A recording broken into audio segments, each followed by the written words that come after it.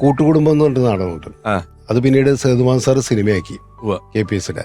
ആ നാടകം കൊടുങ്ങല്ലൂർ എൻ്റെ നാട്ടിൽ അവതരിപ്പിച്ചിരുന്നു ഒരിക്കലും. അപ്പം ഞാനന്ന് ഈ നാടകങ്ങൾ, പ്രത്യേകിച്ച് പ്രൊഫഷണൽ നാടകങ്ങൾ അവതരിപ്പിക്കുമ്പോൾ കാണാൻ പോകുന്നൊരു ശീലം എനിക്കുണ്ടായിരുന്നു. സ്കൂൾ കാലഘട്ടത്തിലും കോളേജ് കാലഘട്ടത്തിലൊക്കെ തന്നെ ഞാൻ നാടകം കാണുമായിരുന്നു. അല്ല, ആ കാലഘട്ടത്തിൽ എൻ്റെ രൂപത്തിന് നാടകമൊക്കെ വന്നാൽ എല്ലാവരും പോവും. അതൊരു ഇവന്റ് ആണ്, ഭയങ്കര. പിന്നെ നിങ്ങൾ എന്നെ കമ്മ്യൂണിസ്റ്റാക്കി പോലുള്ള നാടകങ്ങളൊക്കെ തന്നെ ഞാൻ അന്ന് കണ്ടിട്ടുണ്ട്. KPSയുടെ അവർ അവതരിപ്പിച്ച് കണ്ടിട്ടുണ്ട്.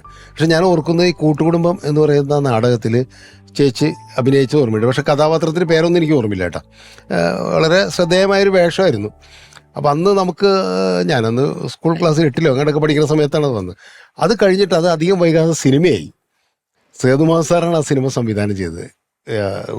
ഉദയയുടെ പടമായിരുന്നു. കുഞ്ചാക്കോ നിർമ്മിച്ചിട്ട് സേതുമാൻ സാറ് സംവിധാനം ചെയ്ത് അത് സിനിമ വന്നു.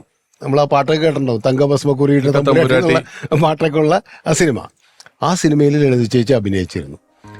അപ്പോൾ അതൊരു അനുഭവമാണ്. കാരണം നാടകത്തിൽ കണ്ട ആളെ സിനിമയിൽ കാണുന്നു എന്ന് പറയുന്നത് ഒരു വലിയ സന്തോഷമല്ലേ.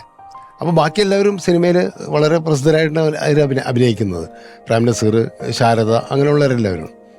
ലളിത ചേച്ചിയാണ് നാടകത്തിൽ അഭിനയിച്ച അതേ കഥാപാത്രത്തെ സിനിമയിലും അഭിനയിക്കുന്നത്.